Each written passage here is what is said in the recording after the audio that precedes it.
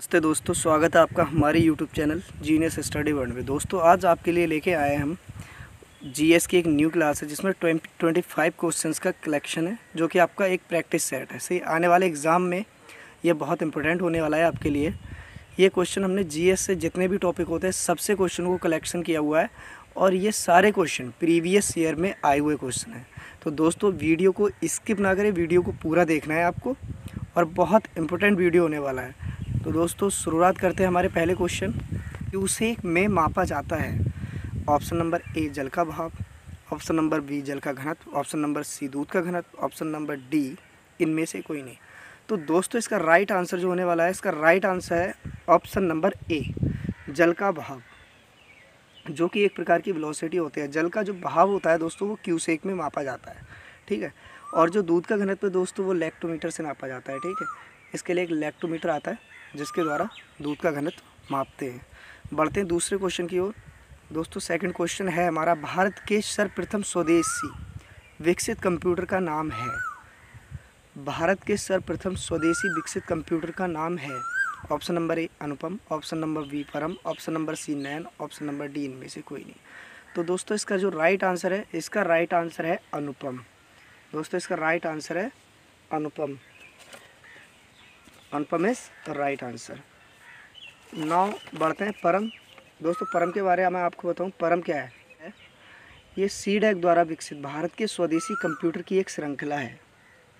CDAC द्वारा विकसित भारत के स्वदेशी कंप्यूटर की एक श्रृंखला है, ठीक है।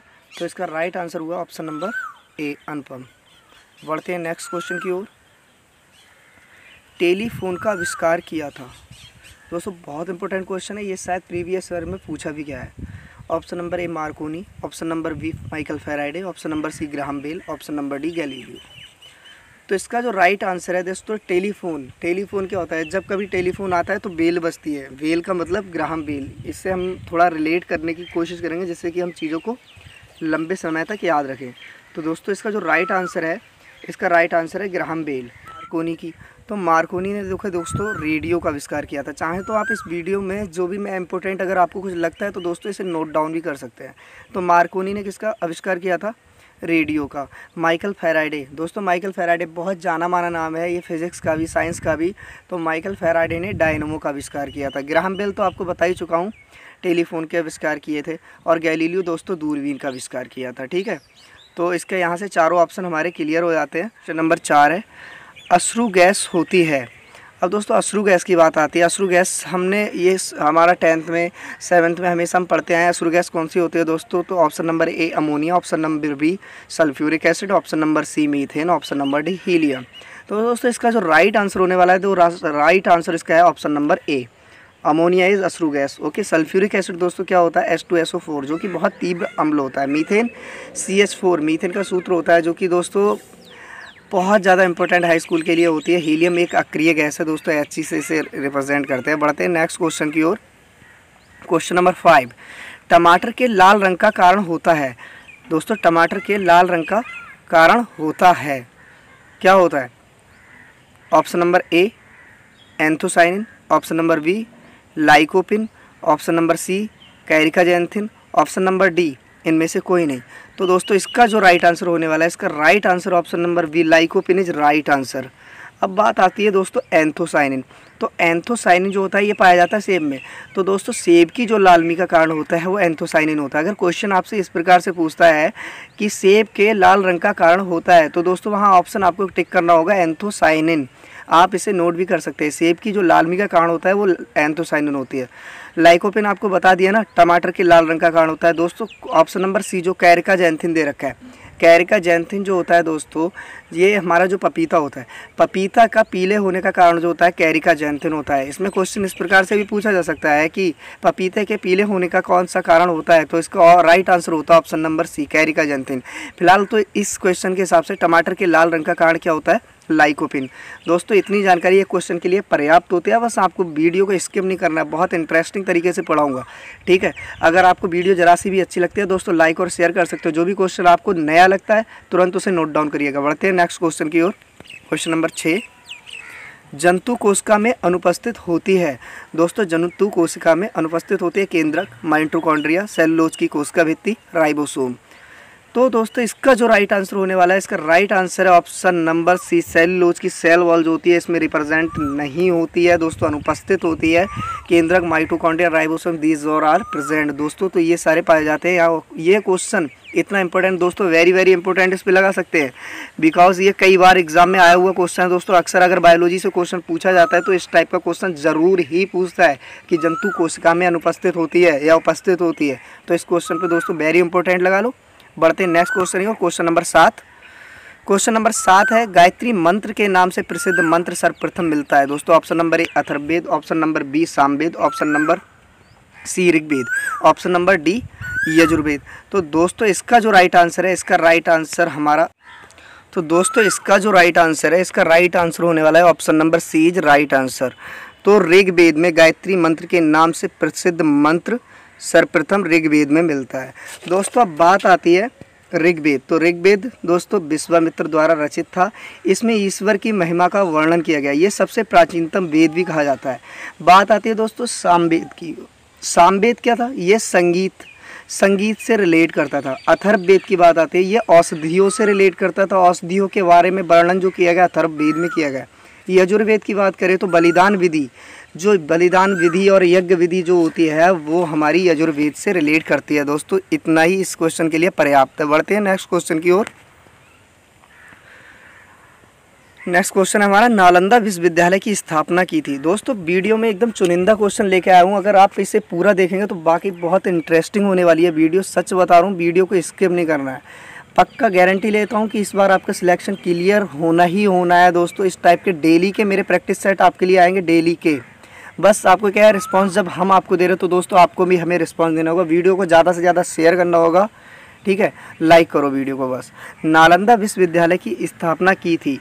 Option number A Chandragupta, option number B Skandagupta, option number C Kumaragupta, option number D इनमें से कोई नहीं। तो दोस्तों नालंदा विश्वविद्यालय की जो रचना की थी, वो स्थापना की थी, सॉरी, नालंदा विश्वविद्यालय की जो स्थापना करी थी, इसका राइट आंसर है दोस्तों Kumaragupta. Option number C is right answer, ठीक है। अब बढ़ते हैं नेक्स्ट क्वेश्चन की ओर।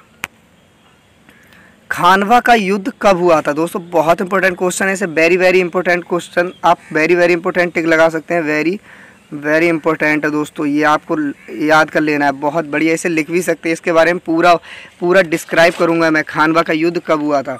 तो दोस्तों खानवा का युद्ध हुआ था, इसका राइट आंसर जो है 1527 इज राइट आंसर, जो कि हुआ था बाबर और राणा सांगा के मध्य में हुआ था दोस्तों। बाबर और राणा सांगा के मध्य ये युद्ध हुआ था, जिसमें बाबर जो था विजयी हुआ था, ठीक है।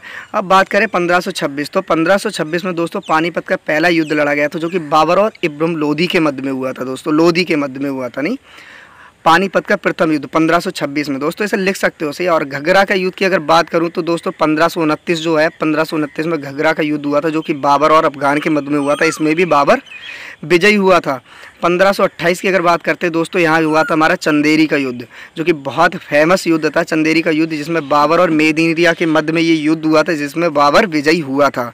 तो दोस्तों यहाँ से चारों ऑप्शन है, इन चारों ऑप्शन के बारे में मैंने एक्सप्लेन कर दिया, बट इस क्वेश्चन के हिसाब से खानवा का युद्ध जो होता है 1527 में हुआ था। बस इतनी जानकारी आपके लिए पर्याप्त है, ठीक है। और इसके चारों ऑप्शन मैंने अच्छे से एक्सप्लेन कर दिया, चाहे तो आप नोट कर सकते हैं। बढ़ते हैं नेक्स्ट क्वेश्चन की ओर। क्वेश्चन नंबर 10, आधुनिक भारत का निर्माता किसे माना जाता है? दोस्तों आधुनिक भारत का निर्माता किसे माना जाता है? Option number A Lord Canning, option number B Lord Bentinck, option number C Lord Dalhousie, option number D Lord Ripon. तो दोस्तों इसका जो राइट आंसर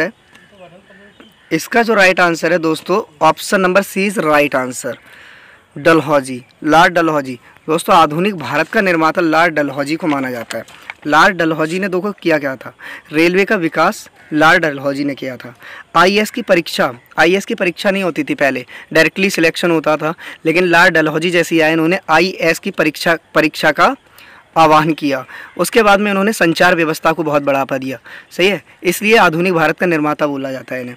अब बात आती है दोस्तों लॉर्ड कैनिंग की। तो लॉर्ड कैनिंग पहला वायसराय था, जो कि 1857 की क्रांति जो हुई थी लॉर्ड कैनिंग के समय में हुई थी। 1857 की क्रांति जो हुई थी लॉर्ड कैनिंग के समय में हुई थी दोस्तों। लॉर्ड बेंटिक की बात आती है। बेंटिक ने सती प्रथा को बंद किया था और ठगी प्रथा को बंद किया था, लॉर्ड बेंटिक ने।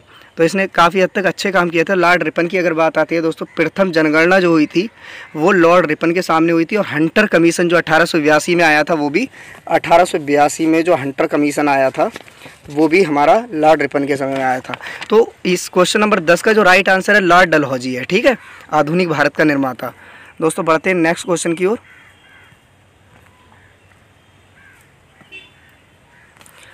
भारतीय संविधान में प्रारंभ में कुल कितने अनुच्छेद थे? Option A 380, option B 395, option number C 390, option number D 452। तो दोस्तों इसका जो राइट आंसर है, प्रारंभिक अनुच्छेद जो थे, option number B is right answer. दोस्तों 395 जो थे प्रारंभिक अनुच्छेद। अगर बी की बात करते हैं तो लगभग 452 अनुच्छेद दे रखे हैं। ठीक है, तो option number B is right answer. भारतीय संविधान में प्रारंभ में लगभग अनुच्छेद जो थे 395 थे। बढ़ते हैं नेक्स्ट क्वेश्चन की ओर। प्रांतीय संविधान समिति के अध्यक्ष थे। दोस्तों बहुत इंपॉर्टेंट क्वेश्चन है, बहुत इंपॉर्टेंट क्वेश्चन है। अक्सर इसमें कभी कभी संविधान में यही सिंपल सा पूछ लिया जाता है, स्थायी सदस्य कौन थे, अस्थायी अध्यक्ष कौन थे, इस टाइप का नहीं। ये क्वेश्चन थोड़ा घुमाया है। प्रांतीय संविधान समिति के अध्यक्ष कौन थे? Option number A Bhimrao Ambedkar, option number B Sardar Vallabh Bhai Patel, option number C Rajendra Prasad, option number D Sachchidananda Sinha. तो दोस्तों इसका जो राइट आंसर है, इसका राइट आंसर होने वाला है Sardar Vallabh Bhai Patel. B is right answer. ठीक है, अब बात करें भीमराव अम्बेडकर की, तो प्रारूप समिति के जो अध्यक्ष थे भीमराव अम्बेडकर जी थे।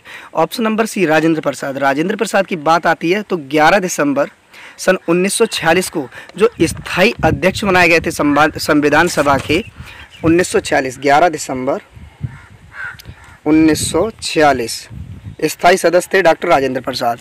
बात आती है सच्चिदानंद सिन्हा की, तो 9 दिसंबर सन 1946 को जो 2 दिन के लिए अस्थायी रूप से सदस्य बनाए गए थे, डॉक्टर सच्चिदानंद सिन्हा थे वो। ठीक है, तो अगर इस तरीके से क्वेश्चन आपसे पूछता है कि भारतीय संविधान का प्रथम अध्यक्ष, संविधान सभा का प्रथम अध्यक्ष कौन था, तो वो लगाएंगे आप सच्चिदानंद सिन्हा, क्योंकि उसने क्वेश्चन में ये नहीं बोला स्थायी और अस्थायी की बात नहीं करी है। तो पहले जो भले ही 2 दिन के लिए बने थे सच्चिदानंद सिन्हा। इस बार का क्वेश्चन कई बार एग्जाम में पूछा गया है, अक्सर इस टाइप का क्वेश्चन थोड़ा विवादित होता है, लेकिन आपको लगाना सच्चिदानंद सिन्हा। दोस्तों बढ़ते हैं नेक्स्ट क्वेश्चन की ओर। भारतीय संविधान के किस अनुच्छेद के अनुसार भारत का एक राष्ट्रपति होना चाहिए? भारत का एक राष्ट्रपति होना चाहिए। भारतीय संविधान के कौन से अनुच्छेद में ऐसा व्याख्यान दिया हुआ है कि भारत का एक राष्ट्रपति होना चाहिए? वो अनुच्छेद 52, अनुच्छेद 63, अनुच्छेद 72, अनुच्छेद 76। तो दोस्तों इसका जो राइट आंसर होने वाला है, इसका राइट आंसर है अनुच्छेद 52। Option number A is right answer.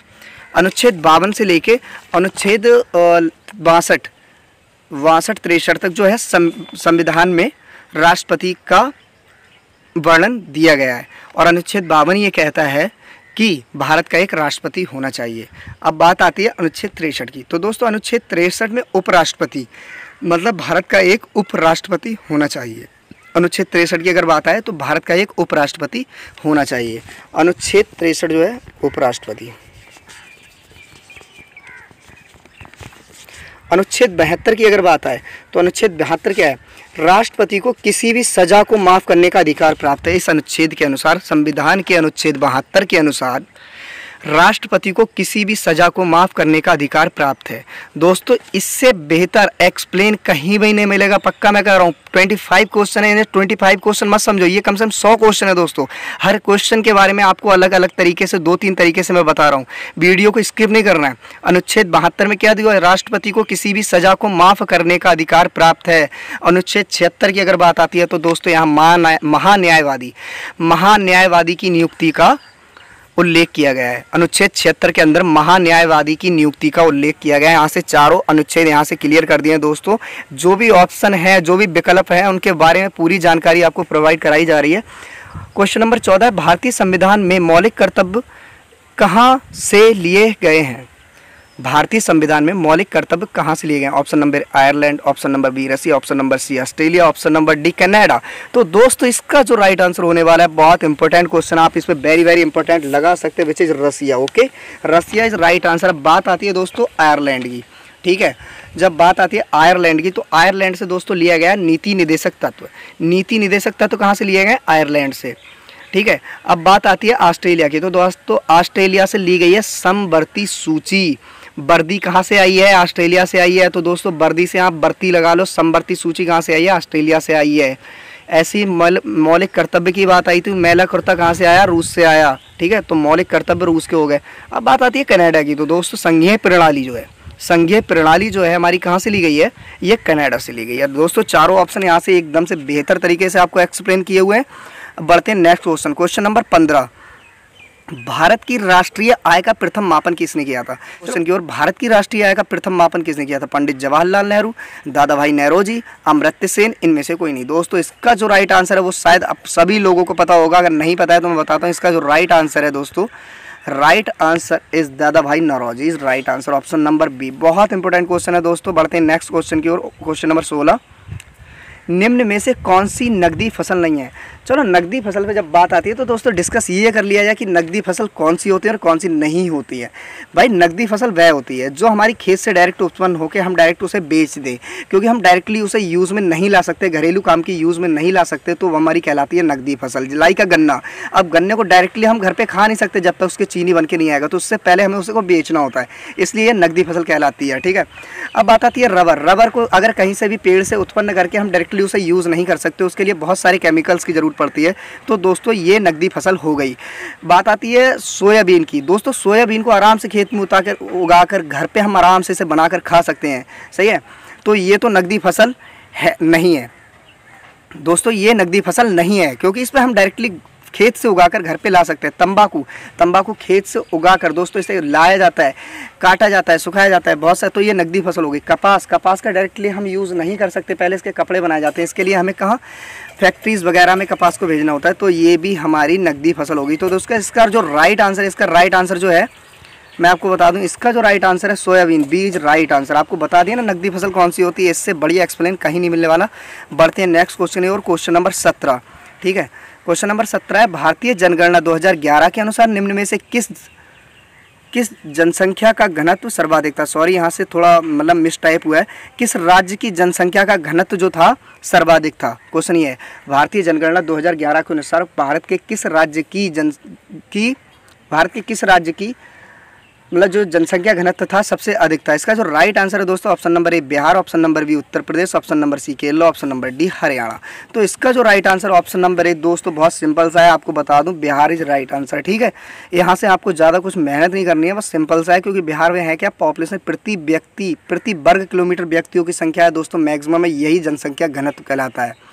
प्रति वर्ग किलोमीटर रहने वाले व्यक्तियों की संख्या को ही जनसंख्या घनत्व कहते हैं, ये उसकी डेफिनीशन। तो वहाँ पर मतलब बहुत घनी आबादी है, जहाँ अपने दूर दूर गांव में रहते हैं, वहाँ एक गांव में जितने लोग रह लेते हैं, अपने यहाँ 3-4 गांव में उतने लोग हैं, तो यही जनसंख्या घनत्व होता है। बढ़ते हैं नेक्स्ट क्वेश्चन की ओर दोस्तों। क्वेश्चन नंबर 18 क्या कहता है, मोहिनी अट्टम कहाँ का प्रसिद्ध लोक नृत्य है? मोहिनी अट्टम की बात आती है दोस्तों, ना कि भारतनाट्यम की बात आ रही है। चलो option number A Tamil Nadu, option number B Karnataka, option number C Kerala, option number D Andhra Pradesh. तो दोस्तों इसका राइट आंसर आप लगाओ, कमेंट करके बताना जरूर है मुझे इसका राइट आंसर क्या है। चलो अगर आपको नहीं बताया तो इसका दोस्तों राइट आंसर हम बताते हैं। इसका जो राइट आंसर होने वाला है, इसका जो राइट आंसर है दोस्तों, right answer is Kerala. Mohini Attam Kerala का प्रसिद्ध लोक नृत्य। अब तमिलनाडु की दोस्तों बात आती है, तो तमिलनाडु की बात करें तो यहाँ होता है भारतनाट्यम। यहाँ क्या दे रखा है, मोहिनी अट्टम। भारतनाट्यम की अगर बात आती है दोस्तों तो होता है तमिलनाडु, अगर मोहिनी अट्टम की बात आती है तो होता है केरला। अब बात आती है दोस्तों कर्नाटका की। ठीक है, तो कर्नाटका का यक्षगान, यक्षगान आपने पता होगा ना, यक्षगान कर्नाटका से रिलेट करता है, ये वहाँ का बहुत फेमस ठीक है त्यौहार टाइप है। ठीक है, और बात करें आंध्र प्रदेश की, आंध्र प्रदेश कुचिपुड़ी जो है, कुचिपुड़ी ना, कुचिपुड़ी आंध्र प्रदेश का है। ठीक है, कुचिपुड़ी आंध्र प्रदेश का बहुत फेमस नृत्य है। तो यहाँ से ये चारों ऑप्शन अपने क्लियर होते हैं दोस्तों। बढ़ते हैं नेक्स्ट क्वेश्चन की ओर। क्वेश्चन नंबर 19, भारत का सुदूरस्थ दक्षिण बिंदु है। अब दोस्तों दक्षिण बिंदु, उत्तर बिंदु, पूर्व पश्चिम, ये चारों बिंदु आपको याद होने चाहिए। ठीक है, फिलहाल तो मैं इस क्वेश्चन से आपको एकदम से पक्का करा दूंगा, चाहे आप इसे नोट कर सकते हैं। ठीक है, पहला है ऑप्शन इंदिरा कॉल, दूसरा गौरमोता, तीसरा इंदिरा पॉइंट, चौथा इनमें से कोई नहीं। तो भारत का सुदूरस्थ दक्षिण बिंदु दोस्तों है, जिसका राइट आंसर जो इसका होने वाला है फिलहाल तो इसका राइट आंसर है इंदिरा पॉइंट। अगर बात करें भारत का सुदूरस्थ उत्तर बिंदु कौन सा है, तो दोस्तों वो जाएगा अपना इंदिरा कॉल। उत्तर की बात अगर आती है तो वो जाएगा हमारा इंदिरा कॉल। अगर दोस्तों पश्चिम की बात आती है वो जाएगा हमारा गौरमोता। भारत का अगर पश्चिम बिंदु अगर पूछ ले तो दोस्तों वो हो जाएगा हमारा पश्चिम बिंदु, हमारा हो जाएगा गौरमोथा। अगर पूछ ले पूरब की तो दोस्तों पूरब की अगर बात करें तो हो जाता है हमारा किबतू, किबतू, सही है, ये पूरब का हो गया। ठीक है, इंदिरा कॉल, कॉल हमारा हो गया उत्तर का, इंदिरा पॉइंट ये हमारा हो गया दक्षिण का, गौरमोथा ये हो गया हमारा पश्चिम का। दोस्तों यहाँ से चारों ऑप्शन क्लियर है। फिलहाल भारत का सुदूरस्थ दक्षिण बिंदु कौन सा हो गया, Indira point is right answer. ठीक है, बढ़ते हैं नेक्स्ट क्वेश्चन की ओर। दोस्तों क्वेश्चन नंबर 20, बनिहाल दर्रा कहाँ स्थित है। दोस्तों बहुत इंपॉर्टेंट क्वेश्चन है, कई बार एग्जाम में ये आया, बहुत बार रिपीटेशंस का क्वेश्चन है, मैंने आपको पहले ही बता दिया। यहाँ से मैंने जितने भी क्वेश्चन का कलेक्शन किया हुआ है दोस्तों, सारे कहीं ना कहीं एग्जाम में आए हुए क्वेश्चन है। ठीक है, तो option number A Sikkim, option number B Jammu Kashmir, option number C Arunachal Pradesh, option number D Uttarakhand. तो इसका जो राइट आंसर होने वाला है दोस्तों, इसका राइट आंसर है बनिहाल दर्रा जो है हमारा कहाँ स्थित है, option number B is right answer, Jammu Kashmir. अब जब जम्मू कश्मीर की बात आई गई है तो दोस्तों और ऑप्शन है उसके बारे में भी क्लियर कर लेते हैं। सिक्किम, आपको बता दूं नाथुला दर्रा कहाँ पाया जाता है, नाथुला दर्रा दोस्तों, नाथुला दर्रा पाया जाता है हमारा सिक्किम में, यहाँ पाया जाता है नाथुला। दोस्तों नाथुला दर्रा कहाँ पाया जाता है, सिक्किम में पाया जाता है। ठीक है, ऑप्शन नंबर सी अरुणाचल प्रदेश, अरुणाचल प्रदेश की अगर बात करूँ तो इसे सेला को और बुमला को कौन भूल सकता है, सेला दर्रा, सही है, सेला और बुमला। दोस्तों सेला और बुमला दर्रा अरुणाचल प्रदेश के प्रमुख दर्रे हैं। अगर उत्तराखंड की बात करूं तो माड़ा और नीति, दोस्तों माड़ा नीति, माड़ा और नीति दोस्तों बहुत इंपॉर्टेंट दर्रा है। यहाँ से सब दर्रा मैंने आपको बता दी। सिक्किम का क्या हो गया, नाथुला हो गया, जम्मू कश्मीर बनिहाल हो गया दोस्तों, अरुणाचल प्रदेश सेला बुमला हो गया, उत्तराखंड का माड़ा और नीति हो गया। चारों ऑप्शन यहाँ से आपके क्लियर होते हैं, कोई भी टेंशन नहीं होनी चाहिए आपको। दोस्तों बढ़ते हैं नेक्स्ट क्वेश्चन की ओर। क्वेश्चन नंबर 21, क्वेश्चन नंबर 21 है हमारा, केंद्रीय धान अनुसंधान संस्थान कहाँ स्थित है। ये क्वेश्चन बहुत इंपॉर्टेंट है, बहुत बार एग्जाम में पूछा जाता है, चाहे अर्थशास्त्र से ले लो, सही है, या फिर ईवीएस रिलेटेड इस टाइप के क्वेश्चन जरूर बन जाते हैं। केंद्रीय धान अनुसंधान की बात अगर आती है दोस्तों तो ये कहाँ स्थित है, option number A Cuttack, option number B Meerut, option number C Bhopal, option number D Kanpur. तो इसका राइट आंसर जो होने वाला है दोस्तों, बहुत इंजॉइंग वीडियो है, कसम से आराम से पढ़ेंगे ना, बहुत मजा आने वाला है, बोरिंग नहीं होना है बिल्कुल। इसका जो राइट आंसर दोस्तों है option number A Cuttack is right answer. जब कटक इज राइट आंसर तो दोस्तों दूसरे की बात बता दूं, फिर और ऑप्शन उन्हें भी क्लियर कर लेते हैं। अगर मेरठ की बात करें तो खेती प्रणाली अनुसंधान निदेशालय, खेती प्रणाली अनुसंधान निदेशालय, खेती प्रणाली, सही है, खेती प्रणाली अनुसंधान निदेशालय कहाँ स्थित है दोस्तों, मेरठ में स्थित है। ठीक है, कहाँ स्थित है, मेरठ में।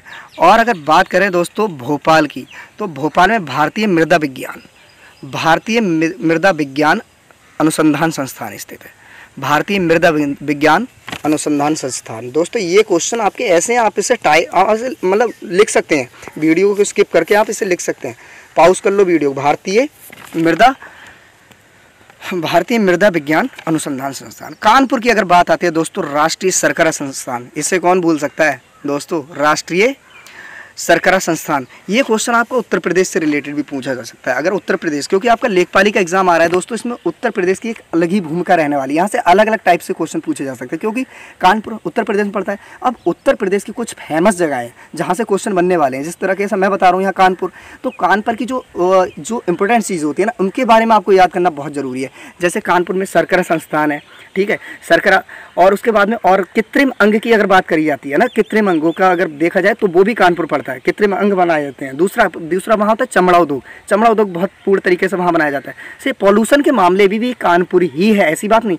लेकिन दोस्तों यहाँ से जो 3-4 चीज़ें वो मैं आपको क्लियर कर दूँ, क्योंकि मेरठ ये जो है हमारे यूपी से रिलेटेड जो इंपॉर्टेंट पॉइंट है, फैक्ट, वो आपको याद करना बहुत जरूरी है। तो कानपुर में क्या है, राष्ट्रीय शर्करा संस्थान स्थित है। ठीक है, बढ़ते हैं next question, question number 22। Question number 22 दोस्तों, निम्नलिखित में से दक्षिण अफ्रीका में पाए जाने वाला घास का मैदान है। अब बहुत इंपॉर्टेंट क्वेश्चन, इसमें वेरी इंपॉर्टेंट क्वेश्चन लगा लो दोस्तों, वेरी इंपॉर्टेंट। अगर टिक कर लोगे तो कोई बुराई नहीं रहेगी, वेरी इंपॉर्टेंट, क्योंकि यहाँ से आपको पूरा एक्सप्लेन करने वाला हूँ दोस्तों, है क्या। ठीक है, निम्नलिखित में से दक्षिण अफ्रीका में पाए जाने वाले घास का मैदान का नाम है। Option number A steppes, option number B veld, option number C pampas, llanos, option number D इनमें से कोई नहीं। तो दोस्तों इसका जो राइट आंसर होने वाला है, फिलहाल इसका जो राइट आंसर होने वाला है बेल्ड, दक्षिण अफ्रीका में पाया जाता है बेल्ड। ठीक है, बेल्ड। दक्षिण अफ्रीका के बॉलर इतने फास्ट है दोस्तों, इतने फास्ट है ना, बोल्ड मार देते जरा में। तो बेल्ड कहाँ पाया जाता है, दक्षिण अफ्रीका में पाया जाता है। अब बात कर लेते हैं थोड़ी अदर की, स्टेपीज। ठीक है, स्टेपीज कहाँ का है दोस्तों, यूरोप का है। ये कहाँ का है, यूरोप का क्या है, स्टेपीज। स्टेपीज कहाँ का हो गया, यूरोप का हो गया। दोस्तों भूलना नहीं है, मैं आपको लिख दिया, इसे लिख सकते हैं आप। बेल्ट कहाँ का हो गया, बेल्ट आपका हो गया दक्षिण अफ्रीका। बात आती है दोस्तों लानोस। अब लानोस की जब बात आती है, लानोस ये कहाँ का हो गया दोस्तों, लानोस है और पंपास है। लानोस और पंपास दोनों दोस्तों कहाँ के, अर्जेंटीना के। कहाँ के, अर्जेंटीना, अर्जेंटीना। अब बात करूँ टीना, तो इसमें लगी गया, अर्जेंट तो आपको याद ही रहना चाहिए। टीना, टीना की नोज़ बहुत लंबी है, ला नोज़ लंबी नोज़। टीना की नोज़ बहुत लंबी है दोस्तों, तो यहाँ आपको भूलना ही नहीं है, टीना की नोज़ बहुत लंबी है। लानोस कहाँ का हो गया, अर्जेंटीना का हो गया। लानोस और पंपास दोनों कहाँ के हो गए, अर्जेंटीना को होगा। बोल्ड दोस्तों, दक्षिण अफ्रीका के बॉलर अक्सर बोल्ड मार देते हैं, तो ये भी आपको नहीं भूलना है। स्टेपीज कहाँ का हो गया, यूरोप का। सही है, यूरोप। ठीक है, ये क्वेश्चन बहुत इंपॉर्टेंट है दोस्तों। पूरा क्वेश्चन जो मैंने आपको चार विकल्प बताए इसके ना, अलग अलग तरीके से यहाँ से क्वेश्चन अक्सर बनता है, हर बार एग्जाम बनता है, चाहे वो तगड़े एग्जाम ले लो, कोई सा भी CGL ले लो, कोई सा भी परीक्षा हो। फिर भी लेखपाल के लिए तो बहुत ही ज़्यादा इंपॉर्टेंट वीडियो दोस्तों। बढ़ते हैं नेक्स्ट क्वेश्चन। हाल ही में रजत कुमार का निधन हुआ है, वह कौन थे? तो ऑप्शन नंबर ए संगीतकार, ऑप्शन नंबर बी ओड़िया साहित्यकार, ऑप्शन नंबर सी प्रसिद्ध कवि, ऑप्शन नंबर डी अभिनेता। तो दोस्तों इसका जो राइट आंसर होने वाला है, इसका राइट आंसर है ओड़िया साहित्यकार। ठीक है, कौन थे, ओड़िया साहित्यकार थे दोस्तों। 2021 में पद्मश्री से सम्मानित किया गया है इन्हें ओड़िया की रचनाओं के लिए, उनकी ओड़िया की साहित्य के लिए दोस्तों इन्हें 2021 में पद्मश्री से भी सम्मानित किया गया था। बहुत इंपॉर्टेंट क्वेश्चन है दोस्तों, याद कर लो, इंपॉर्टेंट 1 है। आपको अगर करंट आती है दोस्तों आपके एग्जाम में, तो ये क्वेश्चन जरूर आपसे पूछा जाएगा। ठीक है, बढ़ते हैं नेक्स्ट क्वेश्चन की ओर दोस्तों। क्वेश्चन नंबर 24, हाल ही में किस राज्य सरकार ने बीमारी को रोकने के लिए साइली ऐप लॉन्च किया है? सही है, हाल ही में किस राज्य सरकार ने बीमारी को रोकने के लिए साइली ऐप लॉन्च किया है दोस्तों? तो साइली ऐप की अगर बात आती है, इसका ऑप्शन कर्नाटका, उत्तर प्रदेश, केरला, पंजाब। इसका जो राइट आंसर है जो केरला। ठीक है, राइट आंसर इज केरला। और दोस्तों इसके बारे में आपको बता दूं, साइली ऐप के बारे में, ये कौन कौन सी जानकारी, किस किस मर्ज की, मतलब किस किस बीमारी की जानकारियों को एकत्रित करेगा। तो इसमें मधुमेह है, मीन्स शुगर है, रक्तचाप है, उच्च रक्तचाप, और कैंसर, और अन्य कई प्रकार की बीमारियाँ। सही है, इसके बारे में ये ऐप क्या करेगा, इनकी जानकारियाँ एकत्रित करेगा। सही है, जिसके बारे में मतलब बंदों को जागरूक बनाया जा सके। तो ये काम किसका है, साइली ऐप के। और ऐसा बंदा कौन कर सकता है ऐसा कर सकता है हमारा Kerala, because he is also brilliant person. वो खुद में इतने दिमागदार बंदे हैं ना, वो हर साल कोई ना कोई ऐसा ऐप ले आते हैं बीमारियों की रोकथाम के लिए, क्योंकि वहाँ बीमारियाँ चलती भी बहुत है। देख रहे थे ना कोरोना टाइम पे, कोरोना सबसे पहले वहाँ फैला था, तब उन्होंने ब्रेक द चैन नाम का एक ऐप लॉन्च किया था। तो दोस्तों इसी प्रकार का मैं आपको बता रहा हूँ, साइली ऐप जो कहाँ से आया, केरला से आया। ये इंपॉर्टेंट क्वेश्चन है दोस्तों, याद कर लेना, रट लेना। ठीक है, बढ़ते हैं नेक्स्ट क्वेश्चन की ओर। क्वेश्चन है, प्रदेश का सबसे बड़ा वन्यजीव विहार कौन सा है? Option number A Chandraprabha, option number B Hastinapur वन्यजीव विहार, ऑप्शन नंबर सी दुधवा वन्यजीव विहार, ऑप्शन नंबर डी। सर दोस्तों जैसे हमें देखने से ही लग रहा है Hastinapur is right answer. Pradesh का सबसे बड़ा वन्यजीव विहार है चंद्रप्रभा दोस्तों, चंदौली। ठीक है, चंदौली में पाया जाता है। दुधवा की अगर बात करें दोस्तों, लखीमपुर खीरी में। सही है, लखीमपुर खीरी में पाया जाता है। तो आज दोस्तों हमारी ये 25 क्वेश्चन की श्रृंखला जो थी ये कंप्लीट हो चुकी है। कल एक नई वीडियो हम लेके आएंगे, वो भी 25 क्वेश्चन की जीएस से रिलेटेड होगी। क्योंकि दोस्तों वीडियो को ज़्यादा से ज़्यादा लाइक करें, शेयर करें। थैंक यू, जय हिंद, वंदे मातरम। मिलते हैं दोस्तों नेक्स्ट वीडियो में।